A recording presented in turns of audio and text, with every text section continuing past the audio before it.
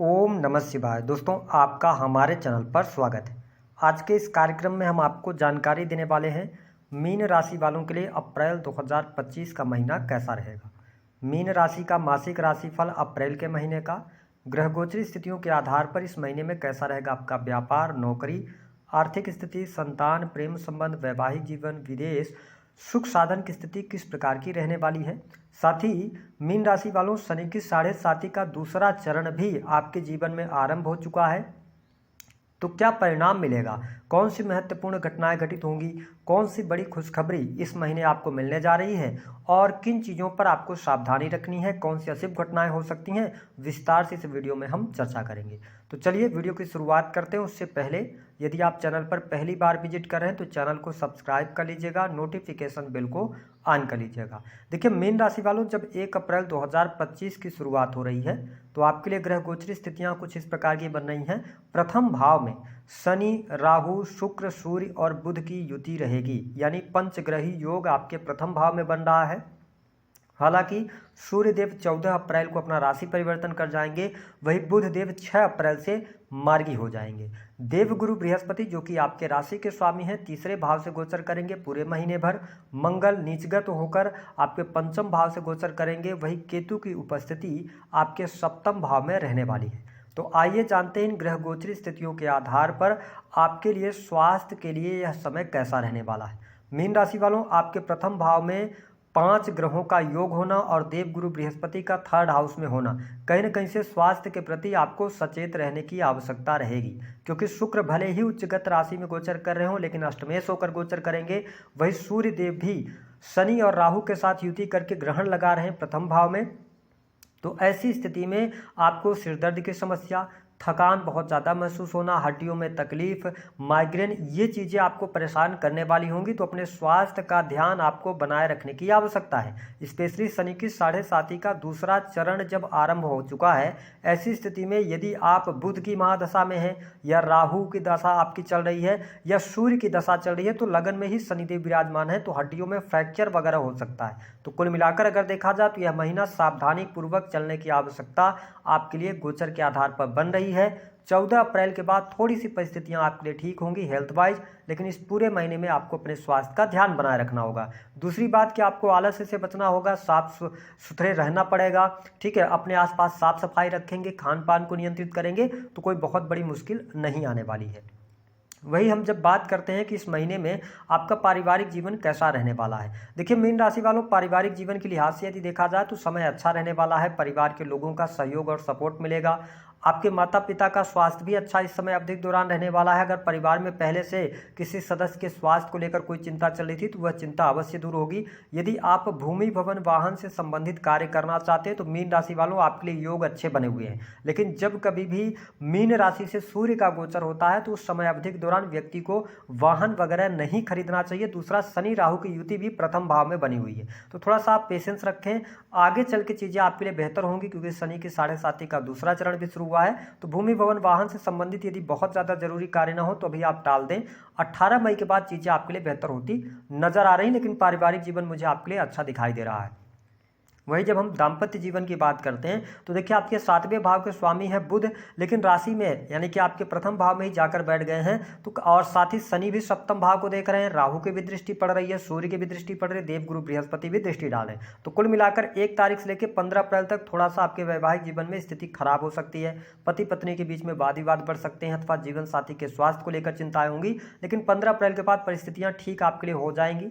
15 अप्रैल के बाद आपका वैवाहिक जीवन अच्छा रहने वाला है। कुछ मीन राशि वालों के दाम्पत्य जीवन में अलगाव जैसी भी स्थितियां बनेंगी, स्पेशली यदि आप राहु या शनि की दशा में चल रहे हैं। दोनों में से किसी एक ग्रह की अगर दशा चल रही है तो थोड़ी सी परेशानी बढ़ सकती है। वही बिजनेस व्यापार के लिहाज से अगर देखा जाए तो यह महीना आपके लिए अच्छा रहने वाला है। आपके काम कारोबार के लिए अच्छा रहेगा। यदि आप कॉस्मेटिक से जुड़ा कार्य करते हैं, किसी भी प्रकार के फैशन से जुड़ा हुआ कोई भी आपका कार्य क्षेत्र है, इसके अतिरिक्त यदि देखा जाए तो इंटरनेट से जुड़ा हुआ कार्य हो गया, ऑनलाइन टीचिंग वगैरह का काम है, कंसल्टेंसी के कार्य हैं, है ना, और इसके साथ ही जैसे यूट्यूब कंटेंट क्रिएशन का काम है, तो बिजनेस व्यापार के लिए आपके लिए अच्छा है। जो लोग आईटी सेक्टर के अंदर भी आईटी से जुड़ा हुआ कोई भी बिजनेस व्यापार कर रहे हैं, ठीक है, या ऑटो पार्ट्स का बिजनेस व्यापार करते हैं, तो उनके लिए अच्छा समय है। बिजनेस व्यापार में आपको सफलता अवश्य प्राप्त होगी। लेकिन जब शनि की दृष्टि आपके सप्तम भाव पर है तो आप अपने बिजनेस से जुड़े हुए जो डिसीजन है बहुत सोच विचार कर आपको लेने की आवश्यकता रहने वाली है। बिजनेस व्यापार से आपको अच्छा खासा लाभ इस महीने में प्राप्त होगा। साथ ही जो लोग सरकारी नौकरी में है, सरकारी क्षेत्र से जुड़े जातियों के लिहाज से अगर देखा जाए तो समय सामान्य रहने वाला है। प्रथम भाव में सूर्य का ग्रहण भी लग रहा है, तो 1 तारीख से लेकर 15 अप्रैल तक आप बहुत ज़्यादा चेंजेस ना करें, सरकारी क्षेत्र में थोड़ा सतर्क होकर चलें। लेकिन 15 अप्रैल के बाद आपके लिए प्रमोशन का भी योग बनेगा, मन चाहे जगह पर आप ट्रांसफर भी प्राप्त कर सकते हैं, क्योंकि 10वें भाव पर शनिदेव की भी दृष्टि पड़ रही है। तो ऐसी स्थिति में स्थान परिवर्तन हो सकता है कि आप जिस जगह पर ना जाना चाह रहे हैं ऐसी जगह पर आपका स्थान परिवर्तन हो जाए, ऐसी स्थिति देखने को मिल सकती है। साथ ही प्राइवेट सेक्टर से जुड़े जातियों के लिहाज से भी समय अप्रैल का महीना ठीक दिखाई दे रहा है, कोई बहुत अव्वल दर्जे का महीना हो ऐसी स्थिति नहीं बन रही है। यदि आप चेंज करना चाहते हैं, बदलाव करना चाहते हैं, तो अभी आप थोड़ा पेशेंस रखें, ठीक है। राहु के ट्रांजिट के बाद आप बदलाव की तरफ आगे बढ़ सकते हैं। बात कर लेते हैं संतान की क्या स्थिति रहेगी। देखिए, पंचम भाव के जो स्वामी हैं वो बनते हैं चंद्रदेव, और पंचम भाव से ही मंगल का नीच के होकर मंगल गोचर करेंगे। तो सबसे पहली बात तो यह है कि जो माताएं बहनें गर्भवती हैं थोड़ा सा ध्यान रखें, अपने खान पान पर नियंत्रण रखना होगा, क्योंकि मंगल यहाँ पर 2 महीने तक रहने वाले हैं। तो ऐसी स्थिति में थोड़ा सा अपने खान पान को आप नियंत्रित कीजिएगा। इसके अतिरिक्त अगर संतान आपके पहले से है तो संतान में एग्रेशन देखने को मिलेगा, संतान को चोट चपेट लग सकती है, ये स्थिति बनेगी। अगर आपकी संतान उम्र में बड़ी है, उनका भी शादी विवाह हो चुका है, तो संतान के साथ में थोड़ा बहुत कहा सुनी वाद विवाद की स्थिति बन सकती है, तो इसको टालने का आप प्रयास करेंगे तो आपके लिए अच्छा रहेगा। वही प्रेम संबंध के मामलों के लिहाज से समय बहुत ही शानदार आपके लिए बना हुआ है, प्रेमी प्रेमिकाओं के बीच में अच्छे संबंध रहने वाले हैं। आपकी बहुत ज्यादा एनर्जी पंचम भाव में पड़ रही है, तो प्रेम संबंधों के कारण किसी भी प्रकार के वाद विवाद से आपको बचने की आवश्यकता है, लड़ाई झगड़े आदि में ना इन्वॉल्व हो, इस चीज का ध्यान रखें। प्रेमी प्रेमिकाओं के बीच में छोटी मोटी कहा सुनी होती रहेगी, लेकिन कुल मिलाकर परिस्थितियां आपके लिए अनुकूल यहाँ पर बनी रहने वाली हैं। जिन लोगों के जीवन में, अगर आप मीन लग्न या मीन राशि के हैं, आप नौकरी कर रहे हैं, नौकरी छोड़कर अब मन बना रहे हैं बिजनेस शुरू करने का, तो अभी बिल्कुल ऐसा नहीं करना है। यदि आप लोन वगैरह लेकर कोई बड़ा कार्य शुरू करना चाहते हैं तो अभी आप रुकिएगा, लोन वगैरह अभी आपके लिए शुभ फलदायी नहीं रहने वाला है। हालांकि इस समय अवधि के दौरान धर्म कर्म के प्रति आप में रुचि जागृत होगी। साथ ही इस अप्रैल के महीने में धार्मिक यात्रा अवश्य आपकी होती नजर आ रही है। लंबी दूरी की यात्रा के लिए समय बहुत बढ़िया है। यदि आप विदेश जाना चाहते हैं तो ट्राई आपको करना चाहिए, विदेश जाने का योग बनता है, क्योंकि 12वें भाव के स्वामी 11वें और 12वें के स्वामी होकर शनि लगन में आए हैं। तो सिंपल सी बात है, विदेश जाने का अवसर आपको प्राप्त होने वाला है।